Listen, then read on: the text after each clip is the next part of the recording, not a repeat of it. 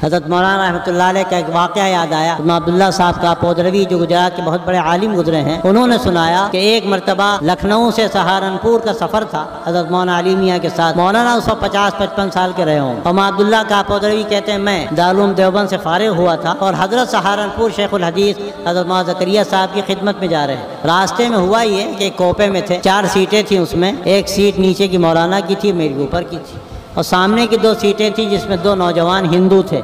इत्तेफाक से वो उस वक्त के असेंबली के रुकन भी थे। मौलाना प्याम इंसानियत की बातें करने लगे और उनको भी दिलचस्पी हुई, अच्छी अच्छी बातें हो रही। रात को जब सोने का वक्त आया तो बगल से एक बूढ़ी खातून आई और कहने लगी कि मेरी जो सीट वहाँ है बगल के कोपे में, वो इत्तेफाक से ऊपर की है और नीचे 2 आदमी हैं, दोनों सीनियर सिटीज़न, मैं उनसे रिक्वेस्ट नहीं कर सकती।